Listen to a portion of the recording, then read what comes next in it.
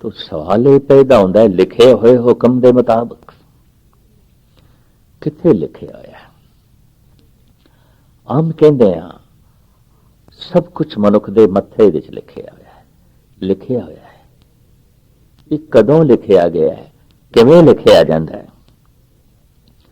जो मन करके असी बोलते हैं, जो मन करके असी वेखते हैं, जो मन करके असी करते हैं, बस साडा कीता होया उहदे संस्कार बन जाते हैं, अक्स बन जाते हैं, छाप बन जाती है, नाल दे नाल लिखिया जा रहा है। कर्मां दी ये रूप रेखा मनुख दे नाल चलती है। इस वास्ते मनुख नूं कर्म भूमि आख्या गया। इसनूं जो एक दफा समझ जाए, बस वो हर वक्त प्रसन्न रहिंदा है। धन गुरु तेग बहादुर साहब जी का एक श्लोक इस संबंध विच समझाण वास्ते लाजमी समझदा मैं। साहब कहते ने, चिंता ताकि कीजिए जो अनहोनी होए, ए मार्ग संसार को नानक थिर नहीं कोय। मनुख के अंदर बड़ी प्रबल चिंता है। क्यों? कम से कम मेरे नाल ऐसा नहीं होना चाहिए। अंदर चिंता है, किधरे हो ना जाए, किधरे हो ना जाए। दूसरा, ऐसा होना ही चाहिए क्योंकि मैं चाहना, मेरी मंग है, मेरी इच्छा है कि किधरे ऐसा ना होवे कि ना होवे, तो चिंता। गुरु तेग बहादुर साहब जी महाराज फरमान कर दें, जो नहीं होंदा वो नहीं होंदा, जो होंदा है वो ही होंदा है। इस वास्ते चिंता किहड़ी गल दी? क्योंकि अनहोनी होंदी नहीं। जो अनहोनी होए, जेकर अनहोनी होवे तां चिंता कर, तो अनहोनी होंदी नहीं। इस वास्ते साहब कहते ने, निश्चिंत हो जा, जगत दे सथिर कुछ भी नहीं है। ए मार्ग संसार को नानक थिर नहीं कोय। अगर मनुख को इसकी समझ आ जाए तो समझ करके वो सुखी हो जाता है, ना समझ आए तो दुखी हो जाता है। कीते हुए कर्मा अनुसार मस्तक दे संस्कार बनते जाते हैं, मन के संस्कार बनते जाते हैं, और उस तो सुख ते दुख उत्पन्न होता है। क्योंकि ये मर्यादा उस परिपूर्ण परमात्मा ने बनाई है। इस वास्ते साहब कहते हैं, हुक्म लिख दुख सुख पाइए, एक ना हुक्मी बख्शीस, एक हुक्मी सदा भो आई है। जो इस तरतीब नूं समझ लेंदे ने, मन लेंदे ने, हुक्म दे च रहिंदे ने, बख्शिश हो जाती उन्हां ते। पर एक ओह ने जो इस हुक्म नूं समझदे नहीं, मनदे नहीं, सदा जमदे ते मरदे रहिंदे ने, वो हमेशा ही जन्म मरण दे चक्कर दे पै रहिंदे ने। एक हुक्मी सदा भो आई है, हुक्मे अंदर सबको, बाहर हुक्म ना कोय। सब कुछ उसके हुक्म दे है। उसकी बनाई हुई तरतीब तो बाहर कुछ भी नहीं, उसके बनाए हुए विधान तो बाहर कुछ भी नहीं है। और उसकी बनतर दे मनुख कुछ हेर फेर नहीं कर सकता। ब्रह्मंड 5 तत्तां दा है, कोई मनुख 6वां तत्त नहीं बना सकता, या एक तत्त नूं घटा के 4 तत्त नहीं कर सकता। 5 तत्त कर तुद सब श्रेष्ठ साजी, कोई 6वां करे हो जे किछ कीता होवे। तो इस तरीके नाल हुक्मे अंदर सबको, बाहर हुक्म ना कोय। नानक हुक्मे जे बुझे, ताहो मैं कहे ना कोय। किधरे इस हुक्म की समझ आ जाए तो मनुख का अहंकार विलीन हो जाता है। मैं हाँ ऐसा भाव ही मिट जाता है, और अंदरों भाव पैदा होता है, तू है, तू है, तू है। तीसरी पौड़ी दे च भी मूल पंक्ति यही है, हुक्मे हुक्म चलाए राहो, नानक विकसे वे परवाओ। पर उस हुक्म नूं, उस हुक्मी दी सिफत तो सलाह नूं गाण वाले वख वख ने। ये तो ठीक है, सब कुछ उसके हुक्म दे है। नानक हुक्मे जे बुझे, ताहो मैं कहे ना कोय। पर उस हुक्म नूं, उस हुक्मी नूं, उहदी सिफत सलाह नूं वख वख ढंग नाल ਅੱਜ ਤੱਕ ਗਾਇਆ ਗਿਆ, ਚूंकि गाण दे ढंग वख-वख, समझ वख-वख, जिस कारण करके जगत विच इतने धर्म बने, इतने पंथ बने। जैसे अलग अलग रस्ते तो नदियां सागर तक पहुंचदियां ने, वख-वख रस्तियां तो मनुख परमात्मा तक पहुंचे। जद कोई अवतारी पुरुष ਉਹਦੀ ਸੋਚ ਨਾਲ, ਉਹਦੇ ਕਦਮਾਂ ਦੇ ਛਾਪ ਨਾਲ ਕੋਈ ਪੰਥ ਬਣਦਾ ਹੈ, ਮਾਰਗ ਬਣਦਾ ਹੈ, ਤਾਂ ਦੁਨੀਆ ਉਸਦੇ ਨਕਸ਼ੇ ਕਦਮ ਤੇ ਚੱਲ ਪੈਂਦੀ ਹੈ। ਅਕਸਰ ਪਰਬਲ ਪੁਰਖਾਂ ਦੇ ਆਸਰੇ ਤੇ ਇਸ ਤਰ੍ਹਾਂ ਦੇ ਧਰਮ ਦੇ ਰਸਤੇ ਬਣਦੇ ਨੇ, ਔਰ ਲੋਕੀ ਉਹਨਾਂ ਦੇ ਨਕਸ਼ੇ ਕਦਮ ਤੇ ਚੱਲ ਕੇ ਪਰਮਾਤਮਾ ਤੱਕ ਪਹੁੰਚਣ ਦੀ ਕੋਸ਼ਿਸ਼ ਕਰਦੇ ਨੇ। ਉਸ ਹੁਕਮੀ ਨੂੰ ਤੇ ਹੁਕਮ ਨੂੰ ਵੱਖ-ਵੱਖ ਮੁਖਤਲਿਫ ਢੰਗ ਨਾਲ ਗਾਵਿਆ ਗਿਆ। ਸਾਹਿਬ ਕਹਿੰਦੇ ਨੇ, ਗਾਵੇ ਕੋ ਤਾਣ ਹੋਵੇ ਕਿਸੇ ਤਾਣ। ਜੇ ਕਿਸੇ ਕੋਲ ਸਮਝਣ ਦਾ ਤਾਣ ਹੈ ਤੇ ਸਿਰਫ ਸਮਝਣ ਦਾ ਹੀ ਨਹੀਂ, ਕਥਨ ਕਰਨ ਦਾ ਵੀ ਤਾਣ ਹੈ। ਕਈ ਦਫਾ ਦੇਖਿਆ ਗਿਆ ਗੱਲ ਸਮਝ ਦੇ ਚ ਆ ਗਈ ਹੈ, ਮਨੁੱਖ ਸਮਝਾ ਨਹੀਂ ਸਕਦਾ, ਤੇ ਕਈ ਦਫਾ ਐਸਾ ਦੇਖਿਆ ਗਿਆ ਜੋ ਸਮਝਾ ਰਿਹਾ ਹੈ ਉਹਦੀ ਖੁਦ ਵੀ ਸਮਝ ਦੇ ਚ ਨਹੀਂ ਹੈ। ਐਸਾ ਕਦੇ ਕਦਾਈ ਆਉਂਦਾ ਹੈ ਕਿ ਜੋ ਸਮਝ ਦੇ ਚ ਆ ਗਿਆ ਹੈ ਉਹਨੂੰ ਸਮਝਾਇਆ ਵੀ ਜਾ ਰਿਹਾ ਹੈ, ਸਮਝਾਉਣ ਦੀ ਕਲਾ ਵੀ ਰੱਖਦਾ ਹੈ। ਤਾਂ ਸਾਹਿਬ ਕਹਿੰਦੇ ਨੇ, ਜਿਸ ਕੋਲ ਸਮਝਣ ਦਾ ਤਾਣ ਹੈ ਤੇ ਗਾਇਨ ਕਰਨ ਦਾ, ਕਥਨ ਕਰਨ ਦਾ ਵੀ ਤਾਣ ਹੈ, ਉਹ ਕਹਿ ਰਿਹਾ ਹੈ ਪਰਮਾਤਮਾ ਇੱਕ ਤਾਣ ਹੈ, ਇੱਕ ਸ਼ਕਤੀ ਹੈ। ਉਹ ਵਿਅਕਤੀ ਨਹੀਂ ਹੈ, ਉਹ ਇੱਕ ਸ਼ਕਤੀ ਹੈ, ਵਿਆਪਕ ਹੈ। ਵਿਅਕਤੀ ਵਿਆਪਕ ਨਹੀਂ ਹੁੰਦਾ, ਵਿਅਕਤੀ ਦਾ ਜਨਮ ਮਰਨ ਹੁੰਦਾ ਹੈ, ਔਰ ਵਿਅਕਤੀ ਦੀ ਸੀਮਾ ਹੁੰਦੀ ਹੈ, ਵਿਅਕਤੀ ਸਾਰੀ ਥਾਂ ਤੇ ਨਹੀਂ ਆਉਂਦਾ। ਉਹ ਇੱਕ ਸ਼ਕਤੀ ਹੈ। ਇਸ ਵਾਸਤੇ ਤੂੰ ਸਭ ਨਹੀਂ ਥਾਈ, ਜਿੱਥੇ ਹੋ ਜਾਏ ਸਾਚਾ ਸਿਰਜਨ ਹਾਰ ਜਿਓ। ਉਹ ਇੱਕ ਵਿਆਪਕ ਸਤਾ ਹੈ। ਜਿਸ ਕਿਸੇ ਦੀ ਸਮਝ ਦੇ ਚ ਆਇਆ ਹੈ ਤੇ ਕਥਨ ਕਰਨ ਦਾ ਜਿਸ ਕੋਲ ਤਾਣ ਸੀ, ਉਹ ਕਹਿ ਰਿਹਾ ਹੈ ਪਰਮਾਤਮਾ ਇੱਕ ਤਾਣ ਹੈ, ਇੱਕ ਸ਼ਕਤੀ ਹੈ। ਗਾਵੇ ਕੋ ਤਾਣ ਹੋਵੇ ਕਿਸੇ ਤਾਣ, ਗਾਵੇ ਕੋ ਦਾਤ ਜਾਣੇ ਨਿਸ਼ਾਨ। ਪਰ ਕੋਈ ਉਸ ਨੂੰ ਇਸ ਤਰ੍ਹਾਂ ਗਾ ਰਿਹਾ ਹੈ ਕਿ ਜੋ ਕੁਝ ਵੀ ਸਾਡੇ ਕੋਲ ਹੈ ਉਸ ਦਾਤੇ ਦਾ ਦਾਨ ਹੈ, ਅਸੀਂ ਇਸ ਦਾ ਮੁੱਲ ਨਹੀਂ ਚੁਕਾਇਆ। ਇਹ ਅੱਖਾਂ ਸਾਨੂੰ ਦਾਨ ਦੇ ਚ ਮਿਲੀਆਂ, ਹੱਥ ਪੈਰ ਦਾਨ ਦੇ ਚ ਮਿਲੇ, ਦਿਲ ਦਿਮਾਗ ਦਾਨ ਦੇ ਚ ਮਿਲਿਆ, ਸੂਰਜ ਦੀ ਰੋਸ਼ਨੀ ਦਾਨ ਦੇ ਚ ਮਿਲ ਰਹੀ ਹੈ, ਵਗਦੀ ਹੋਈ ਪਵਨ ਦਾਨ ਦੇ ਚ ਹੈ, ਦਰਿਆਵਾਂ ਦਾ ਪਾਣੀ ਦਾਨ ਦੇ ਚ ਹੈ, ਬਰਖਾਂ ਦੀਆਂ ਬੂੰਦਾਂ ਦਾਨ ਦੇ ਚ ਪ੍ਰਾਪਤ ਹੋ ਰਹੀਆਂ ਨੇ। ਲਿਹਾਜ਼ਾ ਮਨੁੱਖ ਦੀ ਜੈਸੇ ਜੈਸੇ ਝੋਲੀ ਵੱਡੀ ਹੁੰਦੀ ਜਾਂਦੀ ਹੈ, ਉਸ ਦਾ ਦਾਨ ਉਸ ਝੋਲੀ ਵਿੱਚ ਪੈਂਦਾ ਜਾ ਰਿਹਾ ਹੈ, ਪੈਂਦਾ ਜਾ ਰਿਹਾ ਹੈ, ਪੈਦਾ ਜਾ ਰਿਹਾ ਹੈ। ਵੱਡਾ ਦਾਤਾ ਚੱਲਣਾ ਤਮਾਏ, ਉਹ ਮਹਾਨ ਵੱਡਾ ਦਾਤਾ ਹੈ।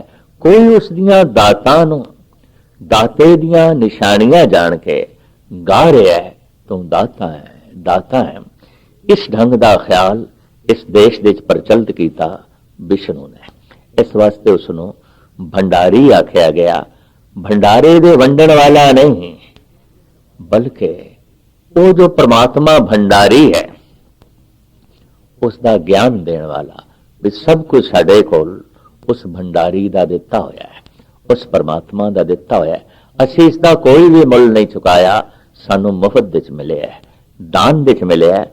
ਲਿਹਾਜ਼ਾ ਇਸ ਦਾਨ ਨੂੰ ਉਸ ਦੀ ਨਿਸ਼ਾਨੀ ਜਾਣ ਕੇ ਉਹਦੀ ਸਿਫਤ ਸਲਾਹ ਕਰੋ, ਉਸ ਦੀ ਉਪਮਾ ਕਰੋ। ਗਾਵੇ ਕੋ ਦਾਤ ਜਾਣੇ ਨਿਸ਼ਾਨ, ਗਾਵੇ ਕੋ ਗੁਣ ਵਡਿਆਈ ਆਚਾਰ, ਗਾਵੇ ਕੋ ਵਿਦਿਆ ਵਿਖਮ ਵਿਚਾਰ।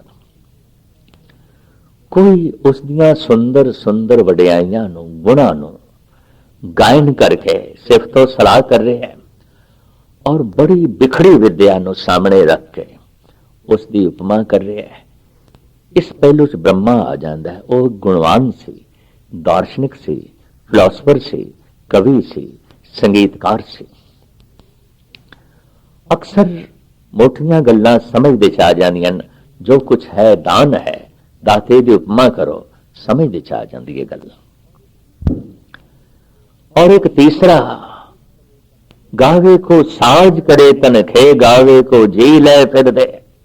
कोई गायन करता है, वो जीवन दे के ले लेंदा है, जीवन दी साजना करके खे कर देंदा है, राख कर देंदा है। ਇਹ ਖਿਆਲ ਸ਼ਿਵ ਜੀ ਦਾ ਸੀ। ਜਗਤ ਦੇ ਵਿੱਚ ਉਸਨੇ ਪ੍ਰਚਲਿਤ ਕੀਤਾ। ਉਹ ਤਨ ਦੇ ਉੱਤੇ ਰਾਖ ਮਲ ਕੇ ਚੱਲਦਾ ਸੀ ਤਾਂ ਕਿ ਹਰ ਇੱਕ ਨੂੰ ਬੋਧ ਹੋਵੇ ਜੀਵਨ ਨੇ ਰਾਖ ਹੋ ਜਾਣਾ ਹੈ। ਅਕਸਰ ਸ਼ਮਸ਼ਾਨ ਘਾਟ ਵਿੱਚ ਬੈਠਦਾ ਸੀ ਤਾਂ ਕਿ ਮੌਤ ਚੇਤੇ ਰਵੇ। ਗਲ ਵਿੱਚ ਮੁਰਦਿਆਂ ਦੀਆਂ ਖੋਪੜੀਆਂ ਦੀ ਮਾਲਾਂ ਪਹਿਨ ਕੇ ਚੱਲਦਾ ਸੀ ਤਾਂ ਕਿ ਲੋਕਾਂ ਨੂੰ ਮੌਤ ਦਾ ਗਿਆਨ ਹੋਵੇ। ਇਹ ਵੀ ਐਸੀ ਗੱਲ ਹੈ ਕਿ ਸਮਝ ਵਿੱਚ ਆਉਂਦੀ ਹੈ, ਮੋਟੀ ਹੈ। ਲੇਕਿਨ ਗਾਵੇ ਕੋ ਗੁਣ ਵਡਿਆਈਆ ਚਾਰ, ਗਾਵੇ ਕੋ ਵਿਦਿਆ ਵਿਖਮ ਵਿਚਾਰ।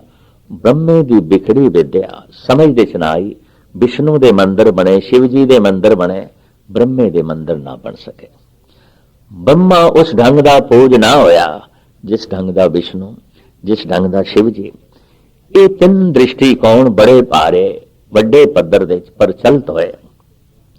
ਕੋਈ ਗਾ ਰਿਹਾ ਉਸ ਦੀ ਸਿਫਤੋ ਸਲਾਹ ਨੂੰ ਬੜੀ ਬਿਖੜੀ ਵਿਦਿਆ ਨੂੰ ਲੈ ਕੇ ਔਰ ਬਹੁਤ ਗਹਿਰਾਈਆਂ ਨੂੰ ਲੈ ਕੇ, ਪਰ ਕੋਈ ਗਾ ਰਿਹਾ ਗਾਵੇ ਕੋ ਸਾਜ ਕਰੇ ਤਨਖੇ, ਗਾਵੇ ਕੋ ਜੀਵ ਲੈ ਫਿਰ ਦੇ। ਪਰ ਕੋਈ ਇਸ ਤਰ੍ਹਾਂ ਵੀ ਗਾ ਰਿਹਾ ਗਾਵੇ ਕੋ ਜਾਪੈ ਦਿਸੇ ਦੂਰ, ਗਾਵੇ ਕੋ ਵੇਖੈ ਹਾਦਰਾ ਹਦੂਰ। ਗਾ ਰਿਹਾ ਕੋਈ ਦੂਰ ਹੈ, ਦੂਰ ਹੈ, ਦੂਰ ਹੈ, पर गा रहा है कोई हाजिर हजूर है, हाजिर हजूर है। इसमें भी थोड़ा समझना है। दूरियां कई प्रकार दी आउंदियां ने। अस्थानिक दूरी, समय की दूरी। अस्थानिक दूरी परमात्मा ते लागू नहीं होती क्योंकि वह व्यापक है। तो सबने थाई जिथे हो जाए साचा सिरजन हार, तू ते व्यापक है। लिहाजा अस्थानिक दूरी उस पर लागू नहीं होती और कोई भी जीव उस तो दूर नहीं। मछली किधरे भी चली जाए पानी तो दूर नहीं जा सकती, सागर तो दूर नहीं जा सकती। असी किधरे भी चले जाइए परमात्मा तो दूर नहीं जा सकते। वतन तो दूर जा सकते हैं, परिवार तो दूर जा सकते हैं, लेकिन निरंकार तो दूर नहीं जा सकते क्योंकि वो तो व्यापक है और सब कुछ उस दे विच है। अस्थानिक दूरी परमात्मा ते लागू नहीं होती। दूसरी दूरी है समय की दूरी। तो समय की दूरी भी परमात्मा ते लागू नहीं होती क्योंकि वो अकाल है, त्रै काल दर्शिए समय तो बाहर है। सवा उसनों खा नहीं सकता, वो समय का स्वयं जन्मदाता है। इस वास्ते समय की दूरी भी उसते लागू नहीं हो सकती। असी इस तरह नहीं कह सकते परमात्मा होया सी 10-20 हजार साल पहले होया सी, ऐसा नहीं कह सकते। और असी ऐसा भी नहीं कह सकते 100-200 साल बाद परमात्मा होवेगा। जैसे कि बाबा फरीद कहते हैं, फरीदा किथे तेरे मापिया जिन्नी तू जणियो, तै पासों ओ लद गए तू अजे न पतीणियो। किथे ने तेरे मां प्यो, कल ते मां है सी अज नहीं है, कल ते पिता है सी अज नहीं है। काल खा गया, समा खा गया। समा परमात्मा नु खा नहीं सकता, अकाल है। तो समय की दूरी भी परमात्मा ते लागू नहीं होती। अस्थानिक दूरी भी परमात्मा ते लागू नहीं होती, लेकिन फिर भी दूर है, फिर भी दूर है। समझ तो परे है, चेते तो परे है। और ये गल स्पष्ट है, जो मेरी समझ दे च नहीं वो नहीं है और जो चेते दे च नहीं वो नहीं है। जगत दे च ओही कुछ है जो मेरी समझ दे च है, जगत दे च ओही कुछ है जो मेरे चेते दे च है। दूर है, समझ तो दूर है, दूर है, याद तो दूर है। एक आलम कहता है, अब तो याद रफ्तगां की भी पहुंच नहीं, दोस्तों ने कितनी दूर बसाई हैं बस्तियां। ऐ मेरे दोस्त, कितनी दूर है तेरी बस्ती, मेरी याद भी नहीं पहुंचती। ये सही है। मनुख परमात्मा नु याद करन बैठदा है, पाठ करके, जप करके। याद परिवार दी आउंदी है, याद पदार्थ दी आउंदी है याद, संसार दी आउंदी है याद, निरंकार दी नहीं आउंदी। याद निरंकार तक नहीं पहुंचती, रस्ते च ही रह जाती है। तो ਅਸੀਂ कह सकते हैं ਅਸਥਾਨਕ दूरी, समय की दूरी ते परमात्मा ते लागू नहीं आती, लेकिन फिर भी वो दूर है, समझ तो दूर है, चेते तो दूर है। भगत कबीर भी कहते हैं, कोई बोले निरवा, कोई बोले दूर, जल की माछरी चरे खजूर। कोई कह रहा है दूर है, दूर है, दूर है, कोई कह रहा है नेड़े है, नेड़े है, बहुत नेड़े है। धन गुरु नानक देव जी महाराज कहते ने, दूर किन्हां नूं प्रतीत आउंदा है, मोह मोया जाने दूर है। मोह विच ग्रसे होए मनुख लई पदार्थ नेड़े है, परमात्मा दूर है। परिवार नेड़े है, निरंकार दूर है। संसार नेड़े है, करतार दूर है। इस वास्ते संसार की याद चलती है, पदार्थां की याद चलती है, परिवार की याद चलती है, निरंकार की याद नहीं चलती, निरंकार तक याद नहीं पहुंचती। मोह मोया जाने दूर है, कहो नानक सदा हजूर है। भगत रविदास जी महाराज कहते ने, वो तो इतना नेड़े है कि जितना ये हाथ भी तन तो दूर जा सकता है, वो तो इतना भी दूर नहीं। कहे रविदास हाथ पे नेरे सहजे होए सो होई।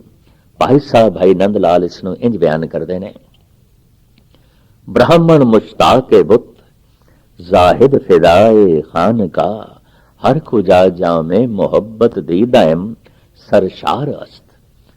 लभ रहा ब्राह्मण मंदिर दे मूर्तियां दे चों, लभ रहा जाहिद खानकाह दे चों। भाई साहब कहते मैं ते जिधर निगाह मारा उस परमात्मा तो बिना होर कोई भी नहीं, होर कोई भी नहीं। तो धन गुरु नानक देव जी महाराज फरमान कर रहे ने, उस हुक्मी ने कोई गा रहा है, गावे को जापे दिसे दूर, गावे को वेख है हादरा हदूर। गा रहा है कोई, तू दूर जापदा है, दूर जापदा है, मेरी समझ तो बहुत दूर है, बहुत दूर है, मेरी याद तो बहुत दूर है, बहुत दूर है। धर्म दे सारे उपराले ਉਹਨੂੰ ਸਮਝਣ ਲਈ ਨੇ, ਉਹਨੂੰ ਚੇਤੇ ਕਰਨ ਲਈ ਨੇ। और एक दफा फिर स्पष्ट कर रही है कि जो मेरी समझ दे च नहीं वो नहीं है, जो चेते दे च नहीं वो नहीं है।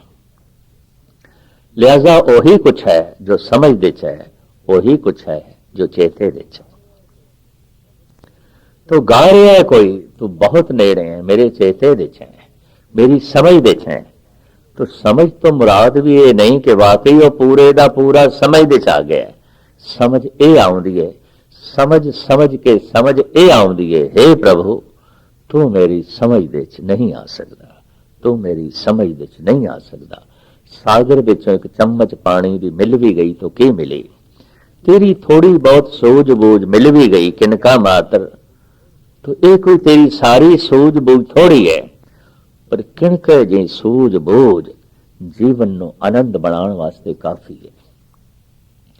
थोड़ी जिहा समझ जिंदगी दे रस भरण वास्ते काफी है, आनंद प्रदान करने वास्ते जो है काफी है।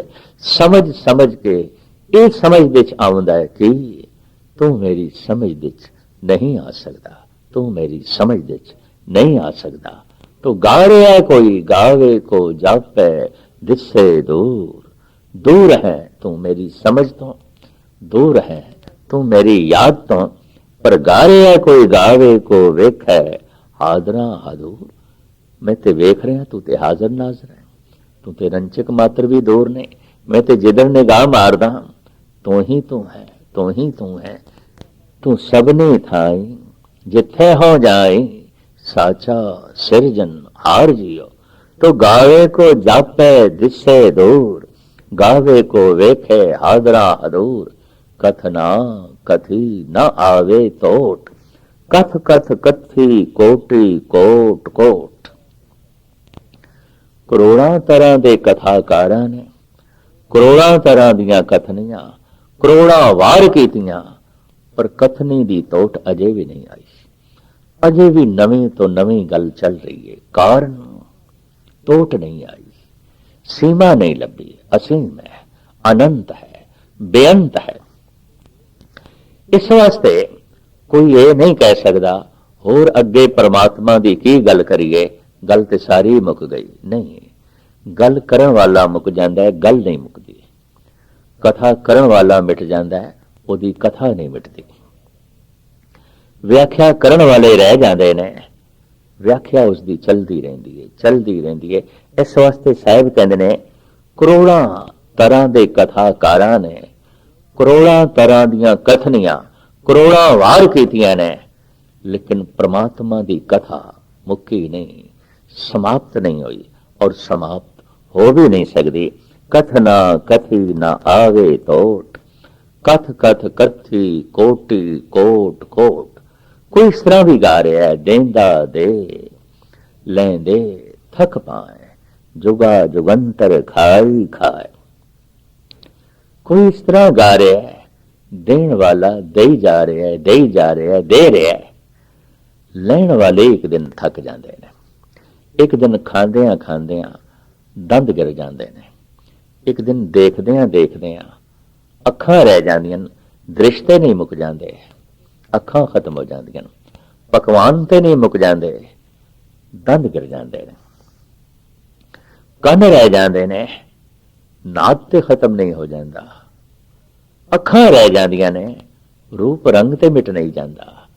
लैण वाला एक दिन लैंदियां लैंदियां थक जाता है, देण वाला दई जा रहा है, दई जा रहा है, दई जा रहा है, वो अजे भी थकिया नहीं, थकिया नहीं, ना बनाण तो थकिया, ना देण तो थकिया।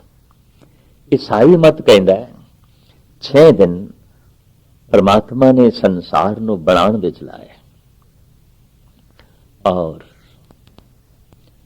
7वां दिन जब इतवार दा आया तो थक गया। उस दिन परमात्मा ने आराम किया, छुट्टी की थी। इस वास्ते इतवार की छुट्टी रखते हैं, तुसी भी आराम करो। पर देखने दे आया है परमात्मा ते अजे भी नहीं थकिया। लखां करोड़ां सूरज रोज पैदा हो रहे हैं, लखां मनुखी बच्चे रोज जन्म ले रहे हैं, लखां करोड़ां पशु पक्षियां दे बच्चे रोज जन्म ले रहे हैं, लखां कीड़े मकोड़े रोज पैदा हो रहे हैं, लखां करोड़ां धरतियां रोज आलमे वजूद दे आ रही ने। उहते कोई थकिया नहीं,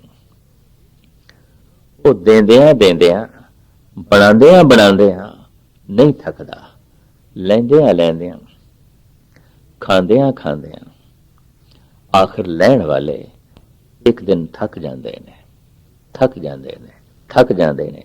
तो कोई इस तरह गा रहा है, देंदा दे लैंदे थक पाए, जुगा जुगंतर खाई खाए। जुगा जुगंतरा तो जीव खा रहे ने, खा रहे ने, पर देण वाला मुकिया नहीं, देण वाला थकिया नहीं। खाण वाले मुक जाते ने, खाण वाले थक जाते ने। जुगा जुगंतर खाई खाए, हुक्मे हुक्म चलाए राहो।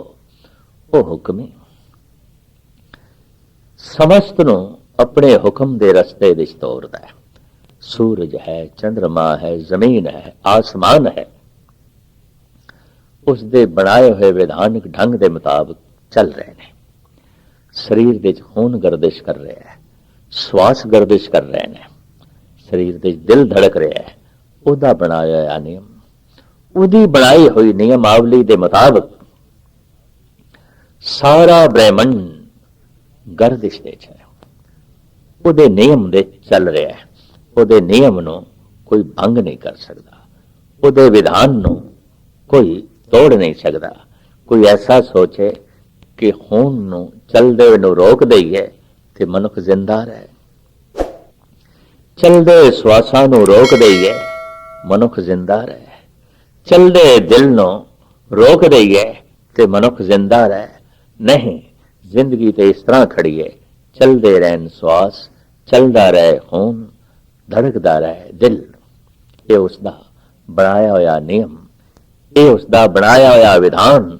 ब्रह्मंड विच इसे ढंग नाल सूरज चल रहा है, चंद्रमा चल रहा है, जमीन गर्दिश विच है, ग्रह ने छत्र तारे स्यारे सब गर्दिश दिश ने दिन रव चले निस सस चले तार का लख पलोए मुकाम ओही एक है नानका सच बगोए हुक्मे हुक्म चलाए राहो ओ हुक्मे अपने हुक्म दे रस्ते विच समस्त ब्रह्मंड ਨੂੰ ਚਲਾਉਂਦਾ ਹੈ ਨਾਨਕ ਵਿਕਸੇ ਵੇ ਪਰਵਾਹ ਹੁਕਮ ਦੇ ਚ ਚੱਲਦੇ ਇਸ ਬ੍ਰਹਮੰਡ ਨੂੰ ਵੇਖ ਵੇਖ ਕੇ ਉਹ ਵਿਗਸਦਾ ਹੈ ਕਿਉਂਕਿ ਵਿਗਾਸ ਖੇੜਾ ਉਸ ਦਾ ਸੁਭਾਅ ਹੈ ਆਨੰਦ ਉਸ ਦਾ ਸੁਭਾਅ ਹੈ ਰਸ ਉਸ ਦਾ ਸੁਭਾਅ ਹੈ ਵਿਧਾਨ ਉਸ ਦਾ ਬਣਾਇਆ ਹੋਇਆ ਹੈ ਨਿਯਮ ਉਸ ਦਾ ਬਣਾਇਆ ਹੋਇਆ ਹੈ ਸਮਝ ਆਈਏ ਧੰਨ ਗੁਰੂ ਨਾਨਕ ਦੇਵ ਜੀ ਮਹਾਰਾਜ ਨੂੰ तो आप फरमान कर रहे हैं हुक्म ही हुक्म चलाए राहो नानक विकसे वे परवाओ ओ हुक्म ही समस्त ब्रह्मंड नो अपने हुक्म दे रस्ते विच तोड़ रहा है चला रहा है और वेख वेख के विगस रहा है क्योंकि विकास आनंद ते खेड़ा उसका स्वभाव है।